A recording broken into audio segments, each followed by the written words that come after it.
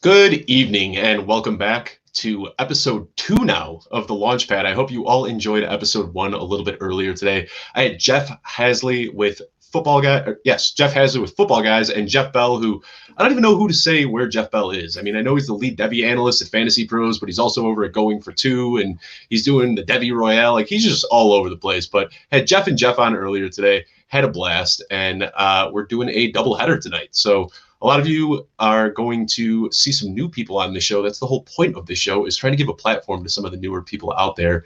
And we've got Amr and Taylor today. Taylor, you've been in the industry for a little while now, going back to your DHH days. And Amr, I know you've been at RotoViz for a bit now, but man, you've been blowing up lately. You got that shout out from Matthew Berry a while back, and it's just been, wheels up since then. So stoked to have you on this show.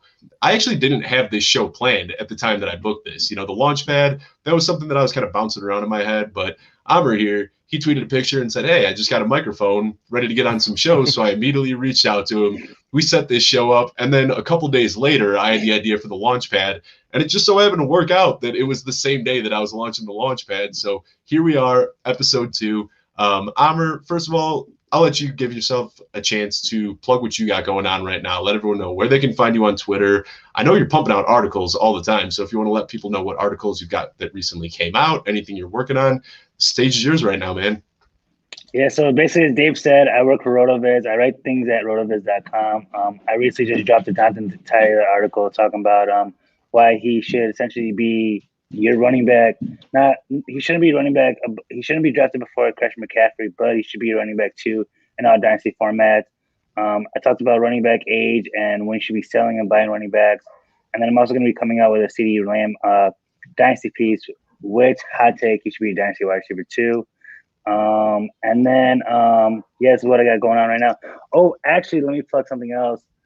Corey and I are working on a little special YouTube special, which I actually love a lot, and it's really dope. So look out for that as well.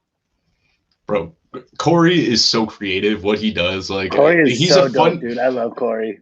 Yeah, he's a fun guy to collaborate with because you never know where his mind's going to go. Like, we'll always have these ideas and we bounce off each other, and then I see the final product, and he is just out somewhere completely different. Shout out Corey.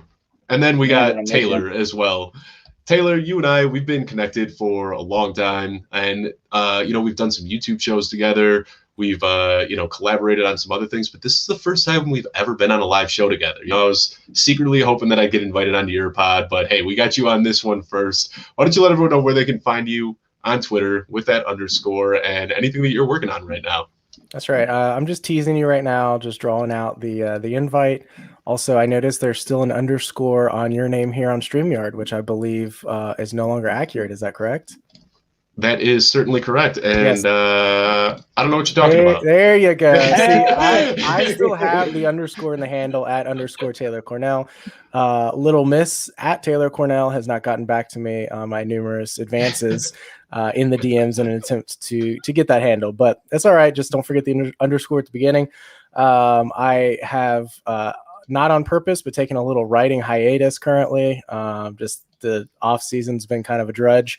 I am kind of working through some stuff for an upcoming Target article, specifically looking at my Bengals and how targets may be divvied up there between the big three, and how fantasy relevance can still be seen among Boyd, Higgins, and Chase. So we'll see where that goes. I'm kind of still in the research stages, and then I'm podcasting more than I ever really thought I would. So I've got the weekly one with DJ at Air DJ, or he's got some _ in there, I think. And so we're doing You Can't Be Serious Pod, and it's just a really fun time because we try to make light of all the NFL news and overreactions in fantasy. It is definitely not a show for you to tune in and tweak your lineups accordingly. It's mostly just sarcasm, but it's a lot of fun to do. I really enjoy it. And then I just recently started a non-fantasy podcast, the Who Dey Den, talking about more Bengals specific type stuff because I needed somewhere to talk about Cincinnati and get all those thoughts out there as well. Yeah, I was really hoping you were going to go with my name for that Cincinnati show. What was it that we came up with? Cincinnati? Was that it? The Cincinnati show? Yeah. Shirtless Carson Palmer in the back. I think we were onto something there, but it just didn't stick for whatever reason. Yeah, I can't imagine why not. So let me ask you about this Can't Be Serious pod a little bit, because I have tuned into some episodes, And I mean, it just like you and DJ, you guys go back a little while, and it seriously just seems like you're listening to two old friends. Like I don't see anything like scripted. Like, do you guys even have talking points, or do you just hop on a mic and you're like, hey, let's do this for an hour? Yeah, I mean, I don't know like whether I should admit it. Like we have a show sheet, but it's typically written up about 40 minutes before we hit record. So it's very much like we have a Slack channel or we'll just text each other ideas back and forth throughout the week. And then about 40 minutes before we're like, all right, what are main things we want to roll with? And then let's just have they're very, very general talking points about like this week there's trade rumors about Mac Jones at number 3. You know, we don't really go into the details of what would the trade look like and what we're just making fun of like Mac Jones shirtless pictures pretty much. So it's a lot of fun. And it's I just recently shouted him out in a very, what's that called? Like a very emotional way on Twitter. I usually don't get in my feelings like that, but it's been really cool because I've never met DJ outside of Twitter. So he's going to be in my neck of the woods this month. So we're hoping to link up and connect and actually meet each other. But it's kind of cool what Twitter and the fantasy community does as far as like friendships and relationships build for people you've never actually met. Yeah, we're doing a little Colorado meetup this weekend that I'm very excited about. We got some people coming in from it. We got some people living out here in Colorado. It seems like things, I don't want to jump the gun here, but things are kind of going back to normal with traveling and all that. So yeah, hopefully some of these, friendships that have formed over the last year can turn into something a little more cohesive and tangible in the real world and outside of Twitter. But anyway, thank you, everybody that is tuned in right now. Like I said, this is The Launchpad, the new show that I'll be bringing at you every Tuesday. We're doing a special evening edition today, but normally you can find it at 4 p.m. Eastern time. And what we're going to do today, since we're coming straight off the draft, we've got 3 fans here. I'm a Bears fan. We've got Amr over here, who is a Panthers fan. I actually got that right on the first time. I almost always point in the wrong direction. And then we got Taylor right here, Bengals fan. So all 3 of these teams made some splashy moves during this draft season, and we are going to dive into that just a little bit. So I feel like I got to ask you about this because we talked about it a lot behind the scenes, but I want to get your off the cuff take on this one, Taylor. Yeah. Leading up to the draft, that 5th pick was a talking point. Like, even if you weren't a Bengals fan, I felt like people that weren't even football fans had a very strong opinion on what should happen with that 5th overall pick. Some people were saying it was going to be Penny Sewell. Some were saying Jamar Chase. Some were saying Kyle Pitts. They were all discussed there. Pitts obviously went at 4 to the Atlanta Falcons, and then everyone was sitting there looking at Sewell and Chase, and they inevitably went with Jamar Chase. How do you feel about that, Taylor? Is that what you wanted? Was that the move, or did you want them to go with the lineman there? I mean, everybody's opinions on it, even those that you mentioned, like aren't Bengals fans or really watch the Bengals, everybody had an opinion. And that actually was what spurred my Bengals podcast, because I was just going back and forth with people on Twitter, and I was like, I need somewhere to just like voice my opinion and get it out there. But so I was there was for those maybe unfamiliar, I don't know if it was like specific to the people I follow on Twitter that are Cincinnati based, but there's a Team Sewell and Team Chase forming in the Cincinnati media. I was like not really firmly on one side or the other. I was fine with either one because I think both of them would meet needs. But in my I think the way I would say it is, in my heart, I felt like Sewell makes the most. Or in my head, Sewell makes the most sense, but in my heart, I really wanted Jamar Chase. So, it was one of those things where I was fine either way, but when Jamar Chase was the name, I was like, that's going to be awesome. And like, maybe that's the fantasy bias in me. I like the skill position player. I understand that, but like the connection he had with Burrow is undeniable. It's going to form just a really nasty offense there in Cincinnati. And, who knows if the defense will hold up, but who cares? It'll be fun to watch, at least if they're losing. So. And I can empathize with that so much because, we got your boy Andy Dalton now, Bengals from Chicago. And when I was with the 20th pick, I was like, this is a deep draft for offensive linemen. I hope we get an offensive lineman. Mm-hmm. And all I was saying in my head is I do not want to trade up. Like, that's what Matt Nagy or what Ryan Pace has always done. He always wants to trade up. Like, please, please, please don't trade up. Sure enough, he trades up. We land Justin Fields. And then every bit of logic that I had going into that draft was out the window. And I'm just screaming from the rooftops, we got Justin Fields. Couldn't be happier about it. So I get it. Yeah, Chase, it's going to be awesome. But who's the odd man out now? I know you said that you're starting to do a little bit of research on this, and you're going to be writing an article, which I'm excited about. But in this research findings, I mean, what are you seeing? We got Tyler Boyd is probably going to be the odd man out if you're looking at a pure talent perspective. But then when you see T. Higgins and Jamar Chase, they have very similar skill sets. So how do you expect this to shake out next year? Yeah, I mean, I hope I'm not just falling in with, the shiny new toy in Jamar Chase, but I mean, even doing rookie evaluations the last few years, I think I've done them for 3 years now. When I was going through wide receivers, Jamar Chase was far and away a better prospect than T. Higgins, and T. Higgins was a really good prospect, but Jamar Chase is really, really good. So in that offense, I feel like Chase is the one that has really the uncapped ceiling. Like, you tell me he has a 1,600-yard season for whatever reason, I'm not blown away. Probably unlikely that he does that in that offense, but if someone told me he's going to achieve that, I'd be like, yeah, I believe it. I think Higgins probably struggles a little bit to ever reach what people thought he would be just a couple of months ago. He was coming off of startup drafts as like a low end wide receiver 1. And it was a little bit of a contrarian take, but I kind of thought he was a really good sell this offseason if you were able to get wide receiver 1 value back for him. Because, I mean, he's coming off a 900-yard season, which is great, but that's not why he was wide receiver 12. He was wide receiver 12 because he was a young guy coming off a 900-yard season that we're hoping is going to eventually produce 1,100, 1,200, 1,300-yard seasons. I'm not sure that that's as likely now with Chase there. So I think he was a little bit of a sell. Now it's not really the time to sell at a depreciated value. But Tyler Boyd, I think you're right. He's one that he's a wide receiver 2 for fantasy, like regardless. And I think he's probably going to remain a low end wide receiver 2. He's not a big touchdown maker. He's going to rely on volume a little bit for some of his fantasy production, which you're going to see. I think he's probably third banana now. But I think there's going to be plenty of opportunities to go around. Did you say third banana? Third banana? Is that what? I haven't heard that term before. Third banana. All right. I think that's a thing. I mean, it could be. Well, I just said it so naturally. I feel like it's a thing, but maybe it's not. I think third banana is a thing. All right, chat, chime in. I think it's third banana. Can somebody in the comments let us know if Please third banana is a common saying? Anyways, he will be the third option in the offense, but I think there's going to be enough volume that he can still be like, if he's on your team, he's still a startable flex type of wide receiver that's got a decent floor. He just doesn't really have much of a ceiling.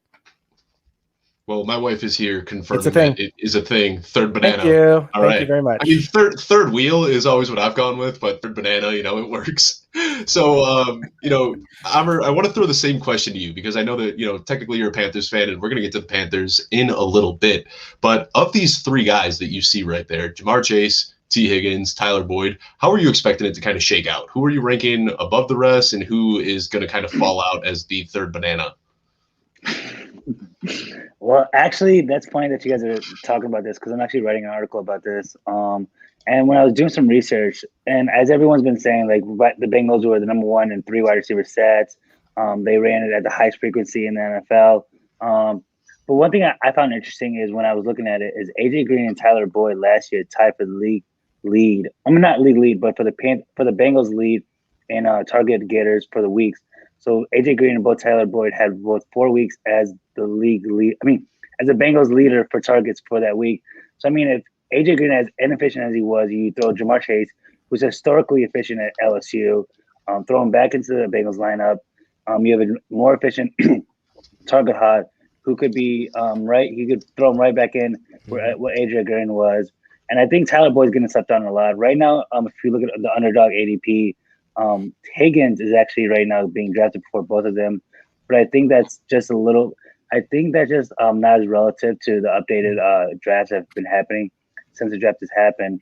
But I think Boyd is going to be the end up being the value because essentially if Chase and Higgins essentially cancel each other out, because I feel like as people have been saying, the Bengals offensive line is not that good, or they didn't do that much in the draft to upgrade their offensive line, and Burrow's going to get hit a lot.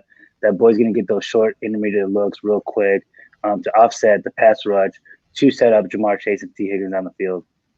Yeah, and I think you made a really good point there. Sorry, I know I'm not the host here, but you made a really good point there that I think Boyd, while his production might suffer a little bit, I think he might actually be the fantasy value because right now, if you want Jamar Chase, you're going to have to spend an early to mid, depending on the type of draft you're in, rookie pick on him. Higgins is probably a little bit tough to buy still. I doubt his price has come down significantly. Boyd is going to be left for like the vultures. I don't even know if that's a saying, but I just made that one up. He's going to be a banana that is browning outside, but I think he's going to be the value because he's still going to give you fantasy value. It's just not going to be, you don't want him as your wide receiver 1 in fantasy. Put him in at wide receiver 3 or He flex. just said a banana is going to be browning. That's right. The browning banana.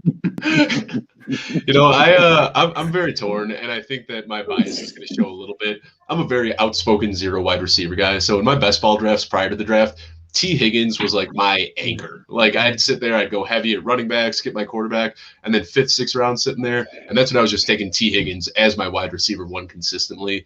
So it's still a tough pill for me to swallow, knowing that T. Higgins might not be the man anymore with Jamar Chase there. And Amr, you talked about this a little bit, but it's something that I don't hear a lot of people mention.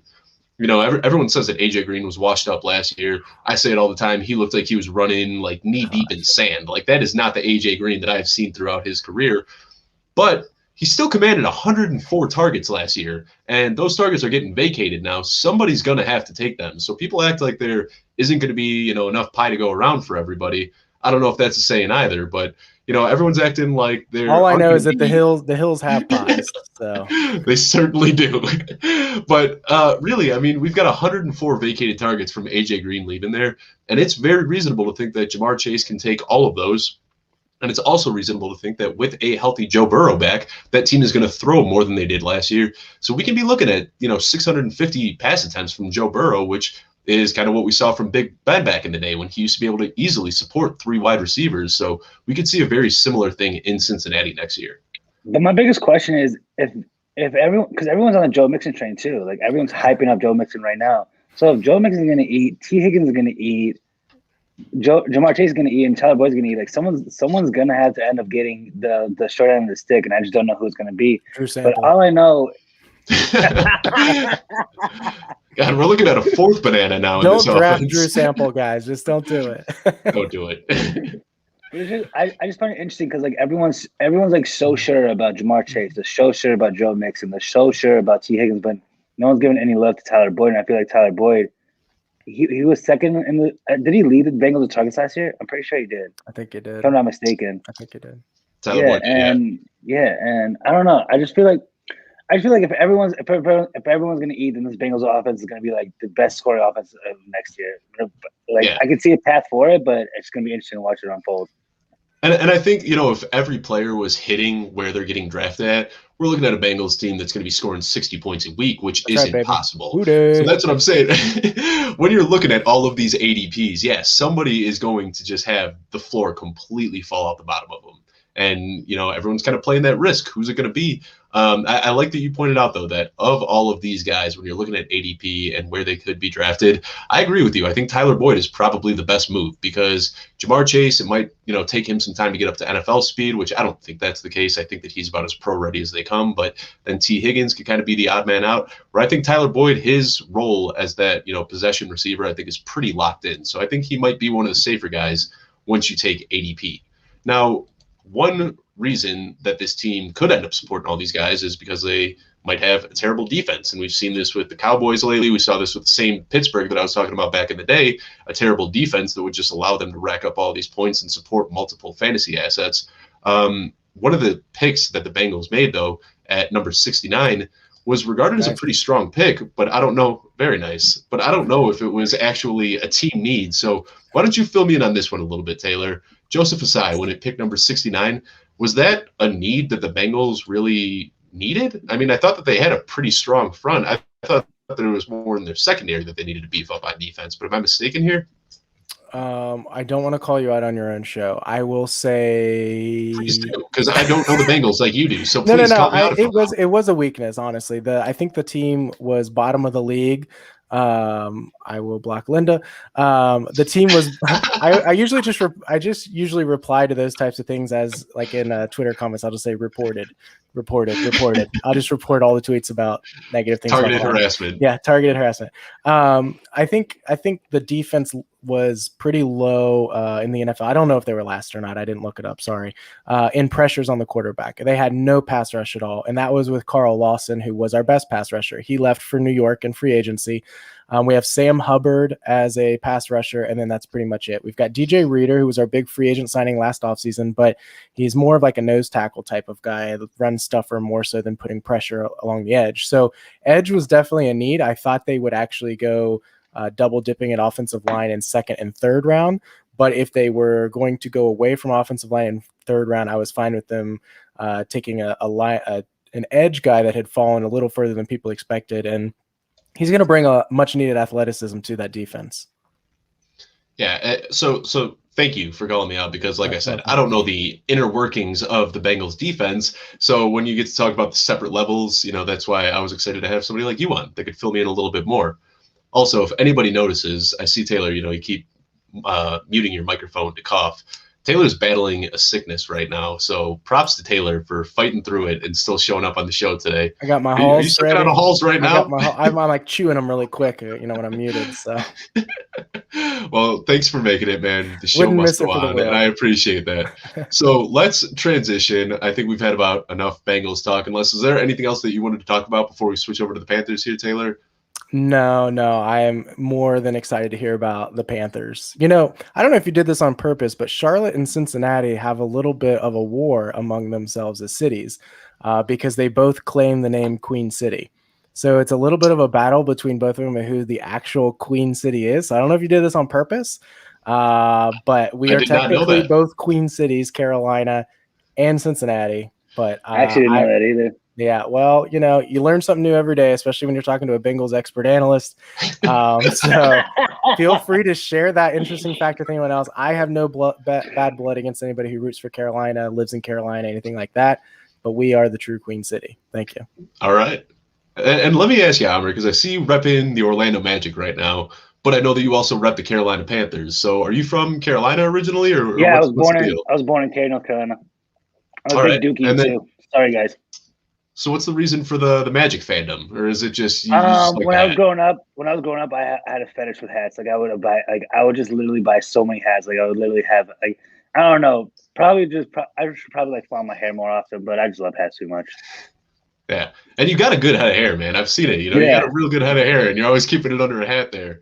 But let's transition, and I feel like the first thing that we're going to talk about when it comes to the Panthers is pretty much exactly what we just talked about when it comes to the Bengals. You had this 1-2 punch at receiver that was looking like it was going to be awesome for fantasy. Whether you're a DJ Moore fan or whether you're a Robbie Anderson fan, I think most people were agreeing that both of those guys were going to be pretty solid in fantasy. DJ Moore was expected to regress back to being a little bit better, but Robbie Anderson has already locked himself in as the team lead in targets last year.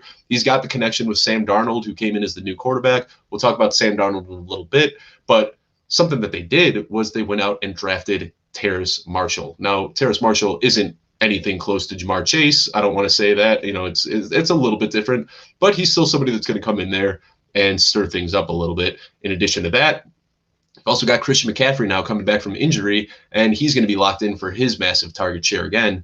So how do you expect to see these targets divided up between DJ Moore, Robbie Anderson, Terrace Marshall? What are you thinking here, Amr?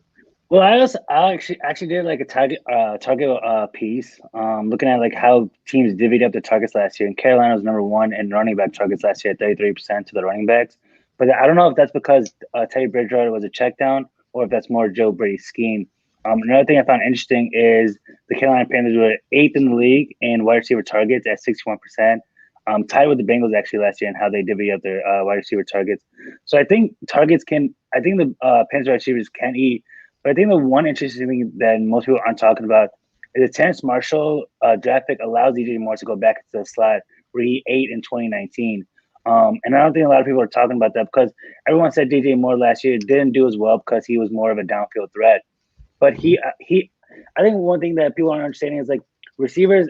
If you consistently watch a receiver develop in the NFL, that should tell you something because that should tell you that the receiver is on a plight to being an elite receiver because the more a receiver develops, the better that says about his game, about his maturation, about what he can do on the field. So last year he went from the slot, he went back outside, and he showed that he can still eat in downfield, he can still eat in the slot. So I felt like that only gave more confidence to the Carolina Panthers coaching staff and their wide receiver staff to be like, yo, look, DJ Moore can do all the good stuff that most people aren't thinking that he can do. And I think also one thing that it allows for Carolina Panthers is, I don't know if you're going to talk about this, but Tommy Tremble was their third or fourth round pick. The Panthers only targeted their tight ends last year at 6%, which is dead last in the league. Like dead last 6%. It was ridiculous. But I don't think that's and everyone was sitting here hyping up Ian Thomas, right? Everyone was saying Ian Thomas was going to be that tight end sleeper last year. I don't know if that worked out. Yeah, so I don't know. I feel like Tommy Tremble is a good, like, he's gonna be a good Y mover. He's gonna be a good, like, inline blocker. You could throw him out to the slot. If you go into that base set, one running back, two wide receivers, two tight ends, that could help alleviate the pressure for Sam Darnold and Christian McCaffrey, because I know Christian McCaffrey is gonna be the focal point of the offense because he is Christian McCaffrey. But that should help alleviate some of the box and some of the defenses that can load up on the box for the Panthers. All right. So let me ask you a question, and I'm going to ask you first, Amr, and then I'm going to throw the same question to Taylor. So I looked at it, and when you're looking at ADP right now, even after we saw Robbie Anderson become the guy last year and lead the team in targets, he's still going 4 rounds later than DJ Moore. And then Terrace Marshall's going 3 rounds after that. So when you're looking at that ADP, who would you say is the best guy to roster on the Panthers? And obviously not Christian McCaffrey, just talking about these 3 receivers. DJ Moore going in the 3rd round, Robbie Anderson going in the 7th round, Terrace Marshall going in the 10th round. Who do you think is the best value out of those 3? If I'm going to talk from my heart, it's going to be DJ Moore, because DJ Moore is my brand. I love DJ Moore so much. Like, I think he could be a top 5 dynasty wide receiver if all goes well. If you want me to talk with my head, I think Terrace Marshall would be the value, of course, because he's going, you said 11th, 12th round. And DJ Moore is going, 5th, 6th round? And Terrace Marshall has a lot more touchdown equity because he's a jump ball kind of receiver. He's a go-getter. He's able to get more points, and touchdown equity is huge for wide receivers because that's almost 7 points per touchdown, as opposed to 1 point per reception. And then I would say like 0.23 for a yard. So I would say Terrace Marshall would be the value. But if you want to ask me what my heart says, what my head said, my heart, I would say DJ Moore. So you're completely out on Robbie Anderson. Even after Robbie Anderson saw over 100 targets last year, he's got that connection coming back with Sam Darnold. See, I'm in the complete opposite camp. I am all in on Robbie Anderson. I've been buying up so many Robbie Anderson shares. I've been writing articles about the guy. I just think that he's got – I don't think he's going to finish as a wide receiver 1, but I feel like his upside right now is crazy, and he's going in, like I said, the 7th, 8th, 9th round, which is just – I can't wrap my mind around why – after seeing what happened last year where Robbie Anderson looked to be the guy in that offense, why DJ Moore? And I get the talent, but it seems like the way that they're being utilized, I thought that Robbie Anderson was going to be, the better value this year. But what I will say is I think the reason why Robbie Anderson is the reason why Robbie Anderson is getting drafted as he is because the first 2 weeks he was a wide receiver 1, which was huge. But the next 14 weeks, he only gave you 1, 2, 3, 4. He only gave you 5 wide receiver 2 weeks, and the rest of those weeks are all wide receiver 3, or even worse. So I think he's a very boom and bust option, and I feel like Robbie Anderson is more of a I feel like he's more of a clear out, but he I don't know. I don't feel like he gets enough around the field for him to do that much damage. I feel like he's not a one-trick pony because he showed us last year he can do a lot more than just being a deep field threat. But I feel like he's going to be pegged into essentially being a clear out role for the Panthers. All right. Hey, I'll take your word for it, man. I might have to reevaluate this a little bit. I will say I didn't realize how much of his production came early on and then he tailed off towards the season. So I'm going to have to take a deeper look at that, man. I appreciate that. Same question to you, Taylor. Out of these 3 receivers that we got in Carolina, who are you most likely to be rostering in 2021? It's going to be DJ Moore by default because, I like DJ Moore, but I also really don't like Robbie Anderson and I really don't like Terrace Marshall. So is it prospect? Say what?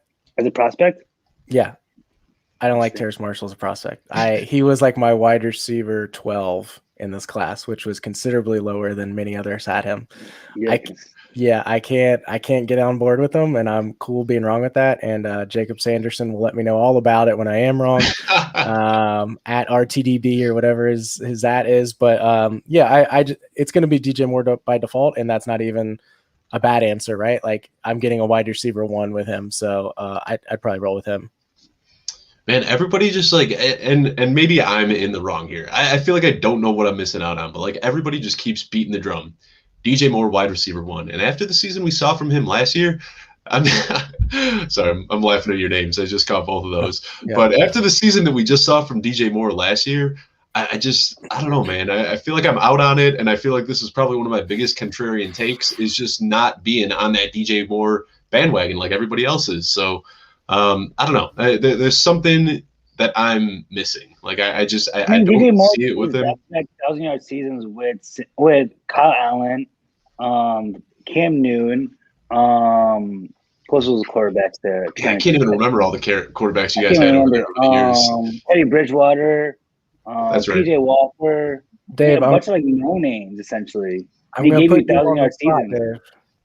Yeah, I'm gonna put you on the spot. What more do you want out of a wide receiver than back-to-back nearly 1,200-yard seasons? Is it the lack of touchdowns? Is it like what part of it is height. it not consistent? I want somebody a little bit. I want somebody a little bit bigger. I worry that both of these guys that they brought in, and so let's talk about Sam Darnold a little bit because he could be something different. Gosh. And I get it. Like he had these first 2 good seasons, but it looked like last year when Joe Brady came in that they just started to phase him out of the offense, and he's not the number 1 receiver on that team anymore, at least from my eyes. I mean, I didn't watch every Carolina Panthers game, but from the games I saw, it seemed like Robbie Anderson was the first option. That he was the first look on almost every single play. And now with Sam Darnold coming into the offense, it worries me even a little bit more because Sam Darnold has that past with Robbie Anderson. So let's talk about that, and I'll throw that one to you, Amr. But with Sam Darnold there now, how do you think this affects the value of all the guys? I mean, we've got Christian McCaffrey, who a lot of people are still just saying is the unanimous 101. Nobody's really talking about how this could change it a little bit, but do you think his targets go down at all? Do you think that Robbie Anderson, takes another step forward as a guy on here, or do you think that things stay pretty similar to how they were last year with Teddy? I mean, the thing that people need to buy into is I think people need to give more respect to Joe Brady because Joe Brady did an amazing job last year of scheming his players open. He's essentially because DJ Moore, I'll say this. DJ Moore in his first year, his average depth of target last year was 14.3, and then last year went to 13.5, and then in 2020 he jumped all the way to 18.1. So he was used as more of a downfield threat, but his touchdowns still stayed consistent, which was 2, 4, and 4. So his lack of touchdowns still hurt him.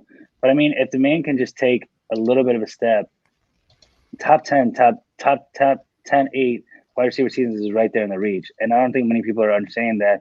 I mean, Robbie Anderson, he's going to be a free agent next year. He's going to be 29 years old. They drafted Terrace Marshall. DJ Moore just turned 24. Terrace Marshall is going to be 21. They're going to be the focal points. Christian McCaffrey is only 24 as well. I think Sam Darnold is 24 as well. So, I mean, they're a very young team. They're probably going to come out of the gate slow because Sam Darnold is learning the offense.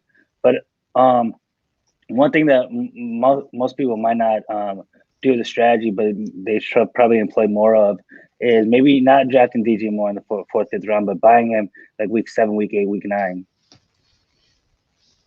That makes sense. So you're expecting a slow start, and then you can kind of come in and get him for a little bit cheaper than you would in a draft?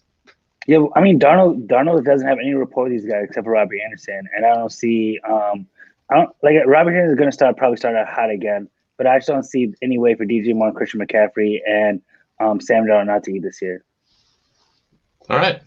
I like it. So I got one more question about the Panthers, and then what I'm going to do is have both of you call your shots. How many wins you think your respective teams are going to have?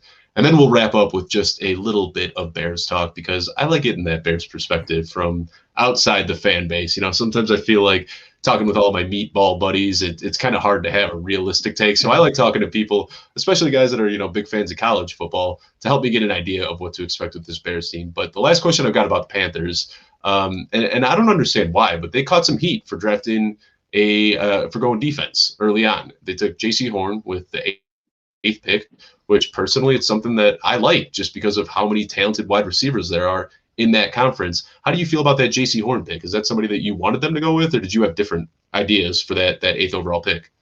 I'll be completely honest. I wanted Justin Fields. But I can understand because Matt Rule actually went on to Rich Eisen's show and he was talking about QB hit rates, and he was talking about QB hit rates in the top 10 and how the Panthers did a study on it. and they did. I think it went all the way back to 2000, and they saw the hit rates were very low as a top 10 quarterback.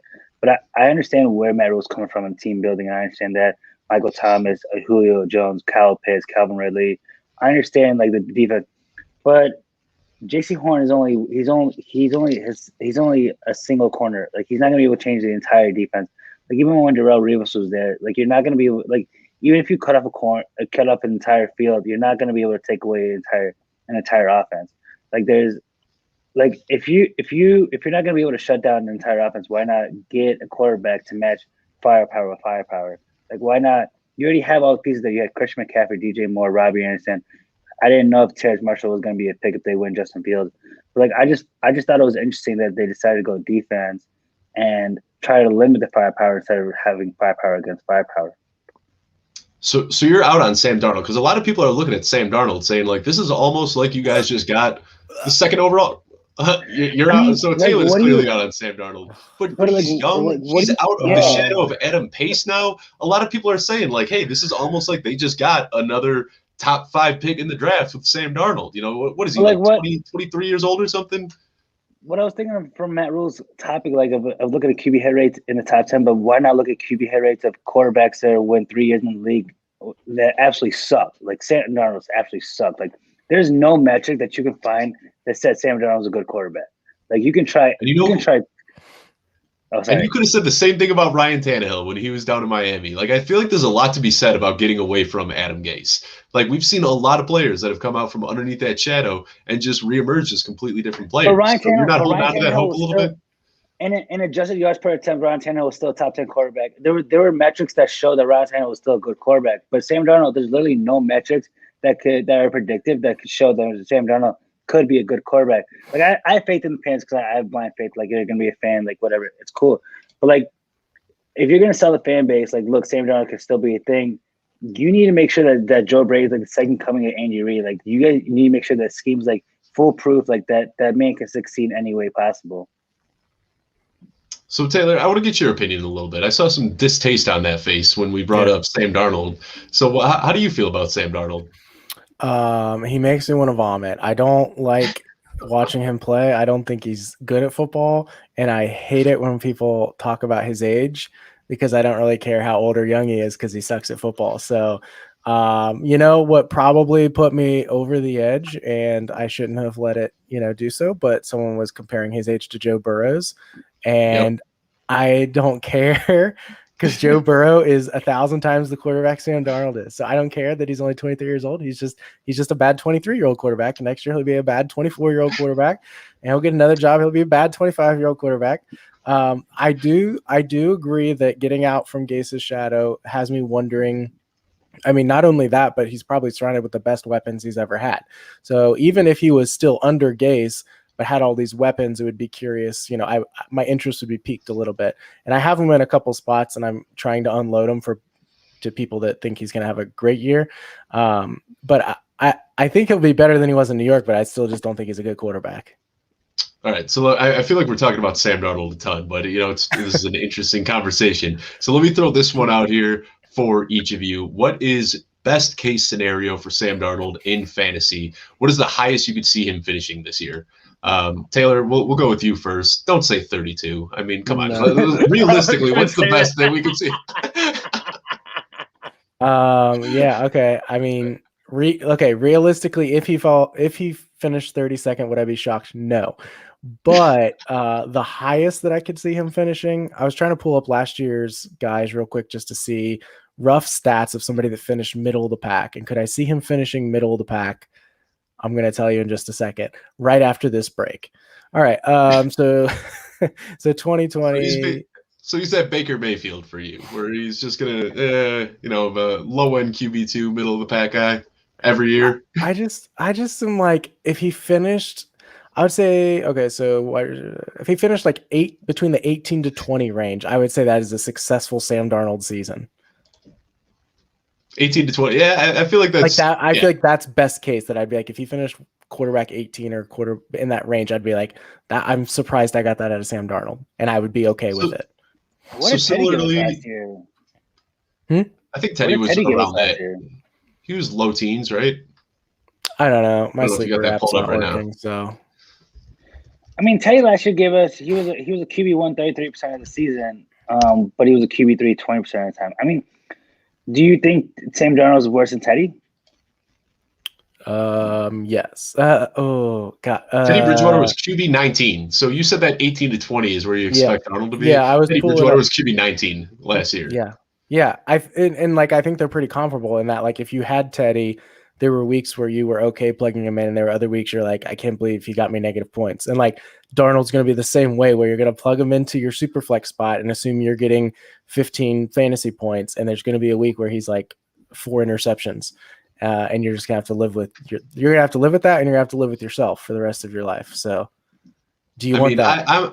I'm banking on a bounce back. I mean, he just went from Adam Gase to Joe Brady, like literally, like from as low as you can go to arguably one of the sharpest, coolest, best minds right now in the NFL. So, I'm hoping for a little bit better than that, but I'm also with you that I'm not going to be buying a ton of Sam Darnold this offseason because there are a lot of question marks Sam there. Darnold's getting a lot of hype right now too. Like he's not. You're not gonna be able to get that much value because I think I did a draft last week and he was QB 13 or 14 that got drafted, and it's like you're not gonna get any value from there. Like Sam Darnold, if Sam Darnold gives you the reason Ron Tannehill guys gave us so much value coming from Adam Gase is because no one believed in him. No one thought anything around Tannehill. Like I think he was getting drafted like literally 31 QB 31 32. Like he was in the dog pounds. So like Sam Darnold's getting hype. Everyone's like, "Oh, Sam Darnold bounce back, Adam Gase, yada yada." But like, if we're all on the same page, you're gonna get no value from Sam Darnold. And then if he throws those 4 interceptions, if he ends up sinking your team, it's gonna end up hurting you more in the long run. He's one of those guys like that I don't want to have in fantasy because I mean it's along the same lines you said that he's gonna have to string together like 3 straight weeks of 5 touchdowns for the people that doubt him to be like, okay, I'm interested in going and buying him. I'm interested in trading for him. All it takes is one game of 3 interceptions and he's right back down in people's minds. That perception is dropped and good luck unloading him. So he's one that like as the wave is up right now and we're all just projecting and hyping, he's one I'm trying to unload in the offseason. And if he's good, I'll miss out on it. But I'm banking on the fact that if he's not consistently good all season, you're never going to get that value back again. Yeah, all your cross Sam Darnold doesn't do well. But it's just so hard to have an imagination or a scenario where Sam Darnold gives you like QB 10, QB 5 seasons. Because like literally he didn't show anything with the Jets for us to have any confidence in him.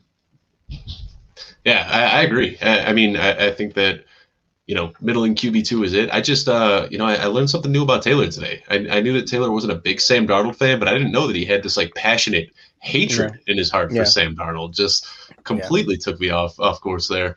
But anyway, let's call the shot right now. Amr, what do you think the Panthers' record is going to be? Free agency's over. NFL draft is over. Where do you see the Panthers finishing this year? Remember, 17 games. Yeah, if J.C. Horn is as elite as Matt Rule and David Tepper think he's going to be, and that defense does come up a little bit, I could see them having about last year. I think they were 4-12. No, 5-11. I think I could see them winning. I would say 9-10 games this year. I mean, that's a lot of wins. That's 5 wins, which is huge in the NFL. Gaining 5 wins in one season, but I mean. They have the supporting cast. Everything is there for them to line up. So good luck, guys. I like it. Expecting a big improvement, like most teams are this time of year. And Taylor, you guys got Joey B coming back. You got Jamar Chase in there. Where do you expect the Bengals to finish this year? Well, I want to put an asterisk next to my guess because I don't think it is unreasonable to potentially see Joe Burrow start the season out on the PUP list, or even if he's not, holding him out for at least 2 or 3 games, give him an extra month or so to heal up, which would drastically change because I think we might have re-signed Brandon Allen as our backup. Whoever it is, he's not good. It's not Ryan Finley anymore. It's not Ryan Finley, so that's good.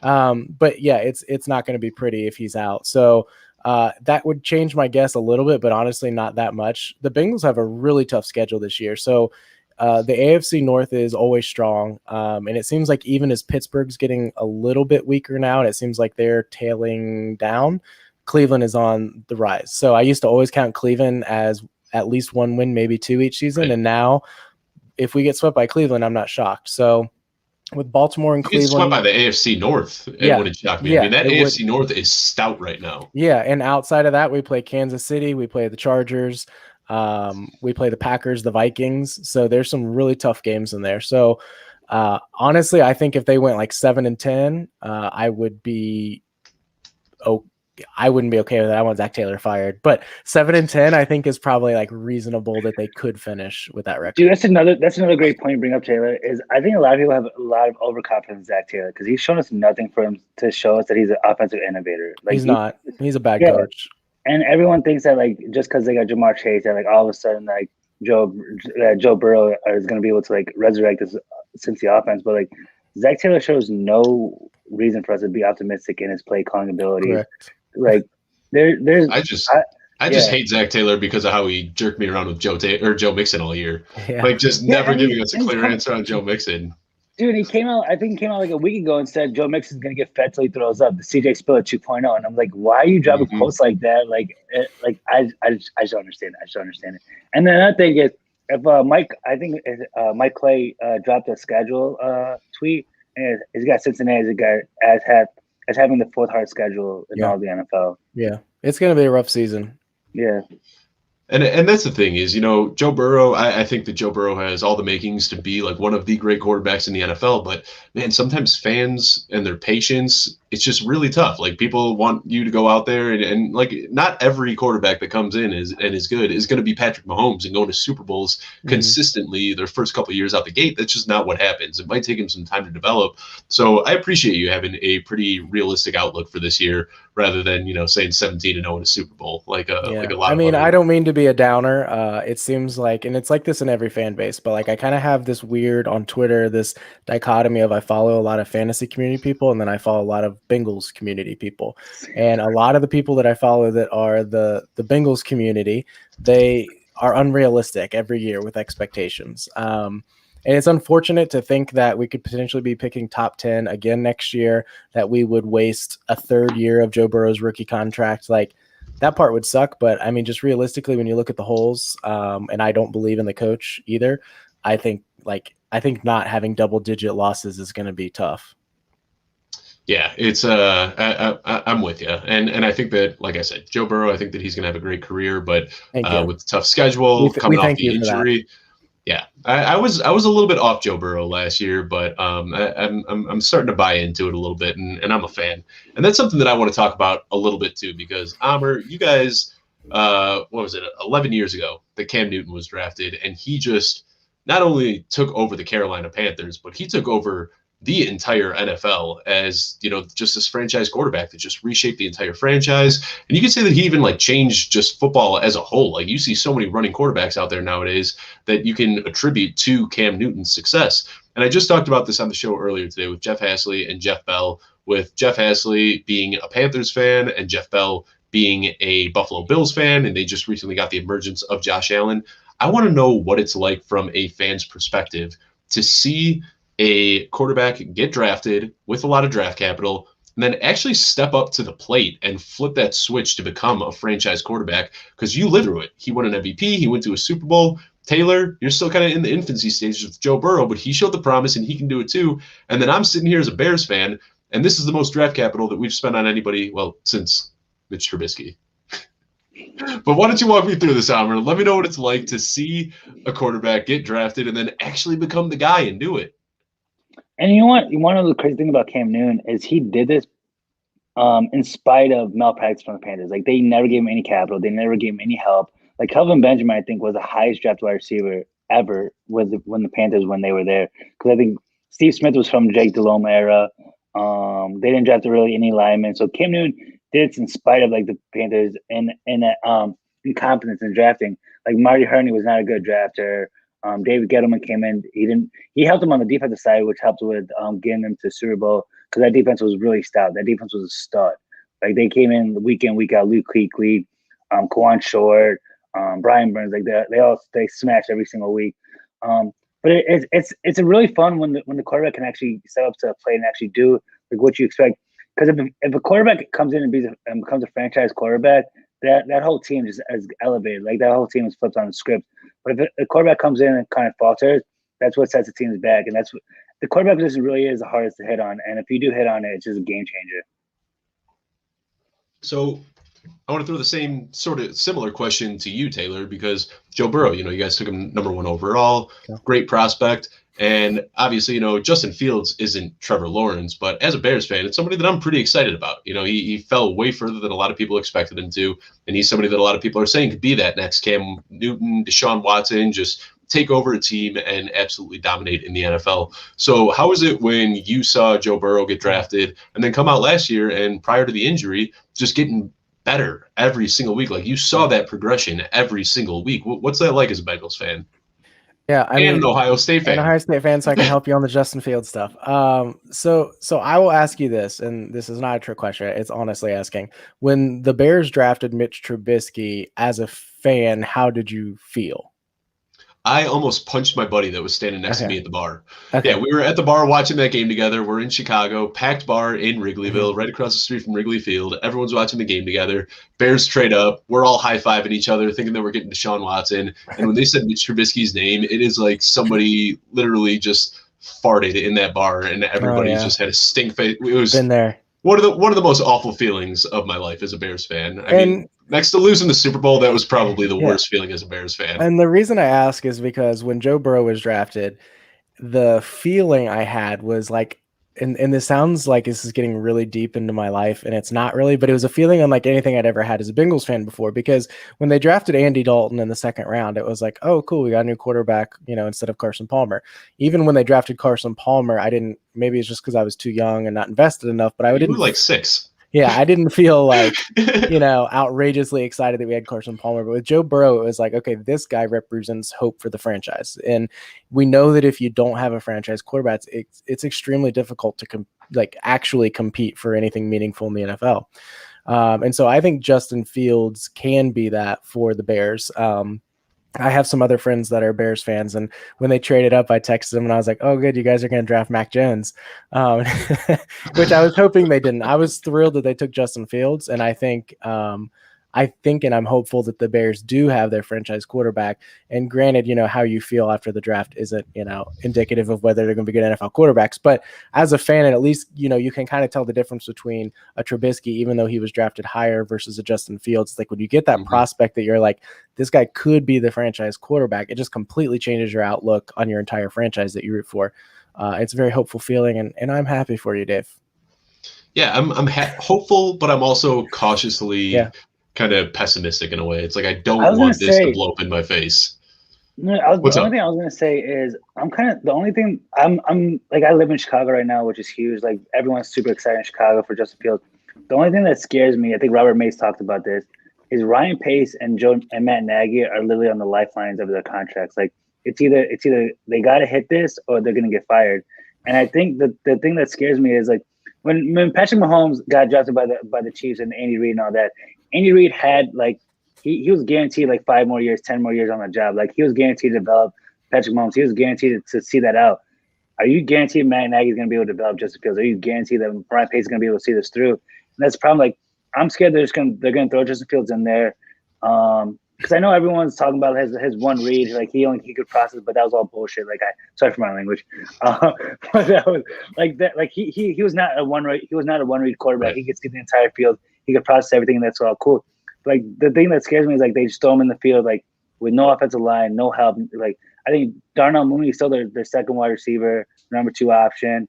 Tariq Cohen's coming back. That's the only thing that scares me as a Bears, as being in Chicago.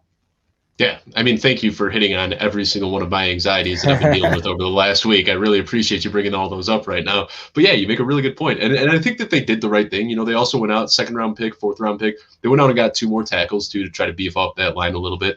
But yeah, man, and the thing, I think Darnell Mooney is great. I mean, we saw it last year. He was able to separate almost every single time. Like, that man, he's such a clean route runner. Like, he looks like a 5-year vet the way that he's able to run these routes, and he was getting the separation, he was getting open, and he just couldn't have anybody hit him. I think that Justin Fields will be able to hit those downfield shots a little bit, but outside of Allen Robinson, you don't really have anybody that can catch those short intermediate throws. Anthony Miller, that he looks worse by the week. Like, you could tell that you got Riley Ridley still.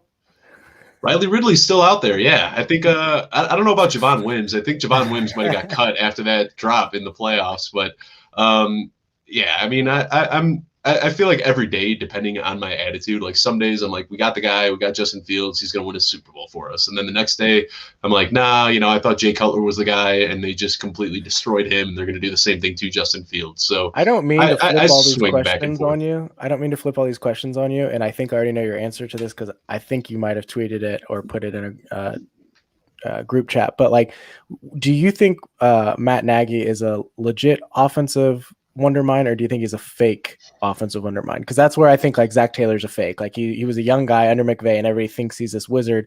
He's really not. Is Matt Nagy someone that you trust that, because like we saw in Justin Fields, the offense he ran in Ohio State is like heavy RPO type of stuff. And it seemed like Trubisky would excel in some of those ways that they weren't consistent in using. They weren't consistent in putting Trubisky in ways that he could succeed, but there was also very few ways that he could succeed.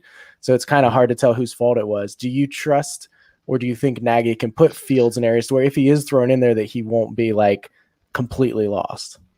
So I think that Matt Nagy gets a rough shake. I don't think that he's a great quarterback, but it's still only his third year in the league. He's still a very young quarterback, and we see a lot of young quarterbacks struggling. And I think where Matt Nagy struggles, it's not necessarily in getting the team fired up or developing the players. What he struggles in are like the little things, play calling and clock management and things like that. So the bigger fear I have, more than Matt Nagy screwing this up, is that there are too many cooks in the kitchen. And I did make a tweet about that the other day with John DeFilippo, Bill Lazor, Ryan Pace, Matt Nagy, and then even Nick Foles and Andy Dalton. You've got a lot of people that are going to be trying to influence the development of Justin Fields. And I'm worried that there might be too many people trying to put their input in there. But no, I don't think that Matt Nagy is a great coach. But I also think that the media and the fans are way too tough on him, because at the end of the day, he's been a coach for 3 years and he's made the playoffs 2 of the 3 years, and he's got a 28-20 record. And a lot of that obviously falls on the shoulders of the defense, who's kept them in these games and helped them out. But I'm not ready to completely write off Matt Nagy just yet. Even if we have a losing season this year, that's fine with me. I'd like to give him a little bit longer of a leash than Chicago fans are typically willing to give the coach. Yo, Taylor, you're an Ohio State guy or Ohio State fan, right? Yeah. So also an Ohio State fan. So with Justin Fields, he didn't have a propensity to run. He tried to stay in the pocket as long as he could. Mm-hmm. Do you think if he goes to Chicago, he's going to do that, or do you think he's going to run more often? I think Matt Nagy likes to draw up bootlegs. He likes to get the quarterbacks on the move and running. He did it with Alex Smith. He tried to do it with Trubisky. Mm-hmm. So I don't think that there's going to be a lot of design runs, but you're going to see him move in the pocket and throwing on the run a lot. I also think Ryan Day is a very underrated offensive genius, by the way. Yeah, he really is. And it's hard with some of those college coaches too, because like they have also the best players playing for them. Yeah. So, but I think Ryan Day really is a good coach. And you're right that Justin Fields is a very capable runner. He's a very tough runner. Sometimes it's taking hits. I'm like, please get down. But he's also like tough in the pocket where he's able to shed tacklers and things like that.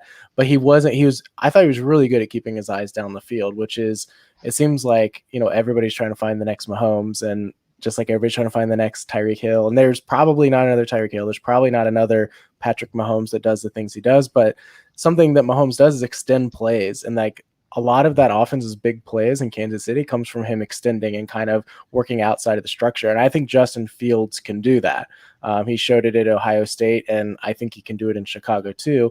It's just whether, you think they have enough playmakers outside of Allen Robinson to be able to capitalize on those. And we've seen a lot of quarterbacks that are great runners, but they aren't run-first quarterbacks. Like Lamar Jackson, he's looking to run more often than not.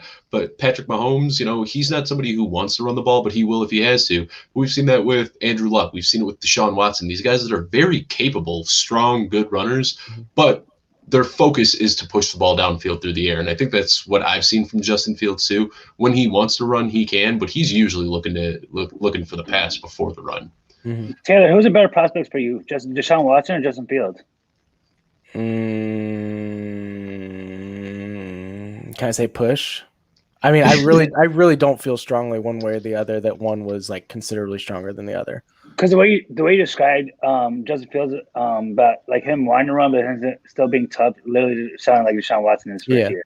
And it was kind of weird because like I felt like Watson also got some like unnecessary shade thrown his way as a prospect. He did. Granted, he still went pretty high in the draft, but like he still had some shade that was like, where's this coming from? And it felt like Fields got the same kind of stuff this draft. So I mean, I think you'd be happy if at least on the field you get Deshaun Watson 2.0. Yeah, I'd be happy with 80% of Deshaun Watson. If he can come out there and look like Deshaun Watson with a flu, I'd be happy. But anyway, before we sign off, we do have one question here in the comments that I want to get to because this is a pretty intriguing question. We got Spence here, JTRB1. We talked about the Panthers and the Bengals both having these trios of wide receivers, and it's almost like there's going to be an odd man out. And the Pittsburgh Steelers are kind of in identical situation this year, and we alluded to that a little bit, talking about the volume that Big Ben throws the ball. But out of Juju Smith-Schuster, Chase Claypool, and Deontay Johnson, how are you kind of ranking those guys? Well, you are talking about this. I'm going to look up the ADPs real quick so I can get a better gauge to talk about it. I mean, I know I get made fun of for not having like hard takes all the time. This is one I'm also probably wishy-washy on because my initial reaction is Chase Claypool because Big Ben. I mean, it's not an exaggeration to say like his arm looks shot. Like that he's just not pushing the ball down the field the way he could. And I think that's where Claypool can excel the most. But on the other hand, like as I give it additional thought, Juju Smith-Schuster was really used as an extension of that run game. His routes were the most basic 2 to 3 yard routes. So and it was frustrating to see him used that way because he can be more. But that's the way he was used. And they had terrible running backs last year. Sorry, James Conner. Now they've got Najee Harris, and I think their line is still shambles and whatnot. But I'm wondering if they're going to try to push the Najee Harris as the running game now because they actually have a running back. And if that is either going to negatively impact Juju's opportunities or it's going to help him because he can go back to actually running real routes. So it's kind of like I think that's where I'm kind of back and forth on where I would lean. I think Deontay's safe just because he's such a target hog. So let me look these up real quickly because these guys are surprisingly close when you're looking at their rankings. And this is an ADP. I didn't have time to pull up Underdog, but looking at Fantasy Pros rankings right now in PPR, Deontay Johnson is wide receiver 19, Juju Smith-Schuster is wide receiver 27, Chase Claypool is wide receiver 34. So they're pretty evenly spaced out, just about like 8 or 9 slots away from each other. If that helps you at all with your response, Amr. Well, the biggest thing about Deontay Johnson that I don't understand is he was a target hog last year. He was the third most targeted wide receiver last year, I'm pretty sure. But he didn't even crack 1,000 yards. So I don't know if that says more about Deontay Johnson or if that says more about the Steelers. But the one thing that really interests me is because Mike Tomlin is a big bell cow guy. Like he only uses one running back. He only uses so will he just run Najee Harris like through the throat of defenses, which would take away from the passing game essentially. And that would take away from the upside that those receivers do contain. Because usually we're always accustomed to Ben Roethlisberger always throwing more than north of 600 attempts. Is he gonna hit that again this year? I'm not so sure. Yeah, we'll see. I mean, he looks old and terrible. I mean, I'm shocked that they didn't try to address that situation this year.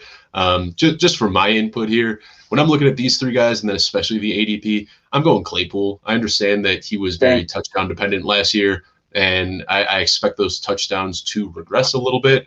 But he's the guy that's got that X receiver built. Like if there's one guy that's going to step up and be the alpha on this team, it's going to be the biggest, strongest, fastest guy, which is Chase Claypool. So. Deontay Johnson, he's got it down as a route runner, and he's able to get open, get that separation, and command the targets. But I think that once you get the ball in their hand, Chase Claypool is going to do the most damage, and he almost reminds me of like a DK Metcalf, like a poor man's DK Metcalf. Like he's got that build, he's got that speed, and if he's going that late right now as the 34th receiver off the board, I'd be much more enticed to go out and grab him than I would Juju Smith-Schuster or Deontay Johnson, strictly because of the upside.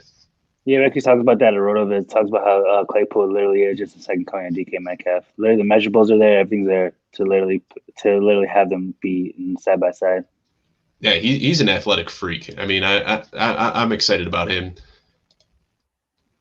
No problem. We got you, Spence. We're still kind of figuring out how we're going to do this Launchpad show. But hey, if we got some questions coming in from the comments, we're here to answer them. Why not? But anyway, I want to thank you guys both for coming on today. This was a ton of fun. Taylor, I feel like this was just such a long time coming that we finally got to go on a show together. So I'm glad we were able to. Amr, I know you're still new to the video and podcasting game, but man, I'm excited to see how you blossom because your knowledge is just top notch. I know you've been getting a lot of respect in these parts lately, and it is very well deserved. So, we'll be more than happy to bring you back on anytime you're looking forward or anytime you want to, and looking forward to see how you continue to develop. But before we sign off, Amr, why don't you let everyone know where they can find you on Twitter, and one more time if you want to plug anything that you're working on right now. Of course. Thank you so much for the platform, guys. It was really an honor being side by side with you. But you can find me at Amr Graabr. So it's AMRGAABR on Twitter. And then you can also find me at RotoViz. All my articles are right there on the link archive. But really, as Dave said and as Taylor said, it was an honor being next to you guys. It was an amazing time chatting. Absolutely. And then Taylor, thank you for holding up. I know that you've been sick, but you made it over an hour. And I don't know how many halls you went through, but man, I'd never have guessed that you pulled out that Jordan flu game tonight. I did it, guys. I did it. 45 points.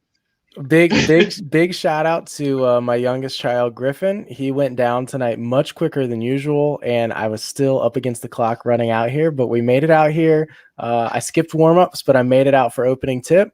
Made it through the whole game, and I'm still standing. So I'm really proud of myself. But seriously, it was a lot of fun being here. I love chatting with both of you. I'm out on Twitter at _Taylor Cornell, and typically just tweeting out podcast links because I'm just talking a lot lately. So, that's kind of like I never wanted to do podcasts and shows. I wanted to be a writer, and then this just kind of found me, and here I am now hosting at least 3 shows a week, guesting on like another 3 to 5 shows a week. It comes at you fast. But Shout out Griffin. Thank you, Griffin, for going to bed easily tonight. Thank you for making this show happen. We'll roll the credits at the end and thank Griffin there. But seriously, thanks for everyone that was able to tune in tonight. I'm Dave Kluge. This is the Launchpad. Like I said, we're going to bring this to you every single Thursday, 4 p.m. Eastern time.